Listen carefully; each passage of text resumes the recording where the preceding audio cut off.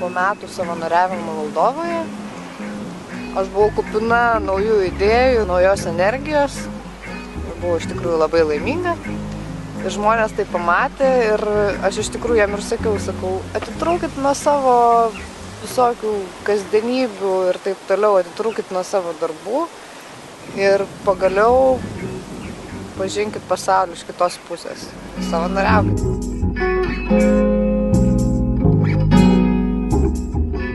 Savanoriavimas įkvėpia domėtis daugiau globalinėmis problemomis. Nebūtinai problemomis, bet apskritai pasauliu. Ir dėl to, baigusi savanorio tarnybą Moldovoje, neužilgo, už pusės metų aš išvažiavau į Daniją, į tokią programą, kuri ruošia vystymo instruktorius trečiosiams pasaulio šalims. Ir aš vėliau, baigusi tą programą, išvažiavau į Mozambiką savanoriauti. O išvažiavau į Mozambiką savanoriauti todėl, kad iš tikrųjų ten yra labai be galo daug darbo. Aš dirbau mokytojų mokymų kolegijoje, stebėjau, kaip afrikiečiai vietiniai moko pradinių klasių mokinius. Aš daug filmavau tenai ir labai daug sužinojau ir apie afrikiečių kultūrą, ir apie jų edukacinę sistemą, ir apskritai apie mūsų kultūrų, ir ne tik kultūrų, bet apskritai asmenybių skirtumus.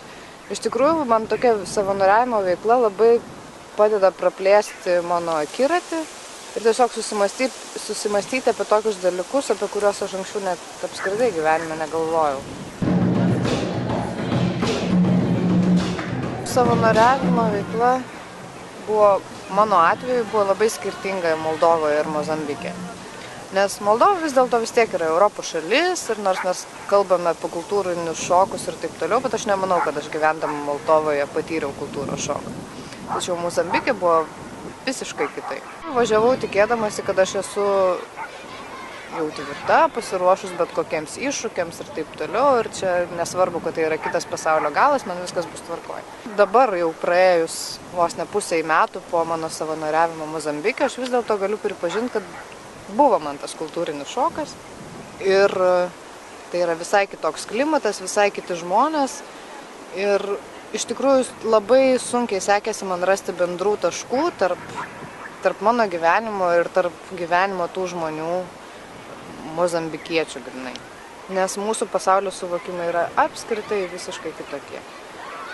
Man atrodo, kad mes į daugelį dalykų žiūrim žymiai sudėtingiau negu iš tikrųjų yra. Ir nors Lietuvoje yra labai daug nelaimingų žmonių kažkodėl tai. O Afrikoje, kur atrodo gyvenimas 100 000 kartų sudėtingesnis, jie šypsosi taip plačiai, kad tu niekada gyvenime nepamatysi Lietuvoje taip plačiai besišypsančio žmogaus. Kai atidarai vienas duris, pamatai, kad yra dar vienos duris ir dar vienos duris ir dar vienos duris, tai man keliavimas yra va taip, kai aš nukeliauju į vieną šalį ir pamatau, kaip yra ten, aš tada mane tai įkvėpia ir aš noriu dar daugiau pamatyti ir kai pamatau dar daugiau, suprantu, kad aš dar daugiau nemačiau.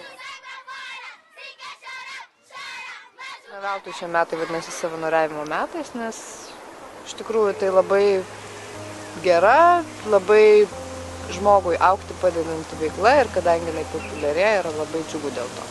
Mano aplinkoje yra labai daug draugų, kurie arba jau yra savanoriavę arba planuoja savanoriauti.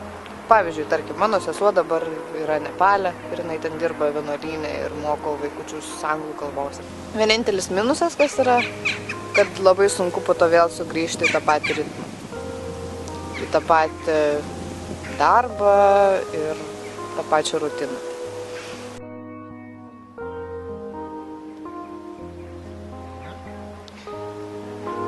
Tai ateityje aš ketinu padirbėti, užsidirbti šiek tiek pinigų ir toliau važiuoti į egzotiškas šalis, kuriuose jau buvau ar dar nebuvau. Ir šiuo metu mano savanoriška veikla būtų susijusi su dokumentiniu filmų kūrimu apie tų šalių žmonių gyvenimus, apie jų kultūras, apie problemas. Savanoriavimas iš tikrųjų man atvėrė labai daug durų ir labai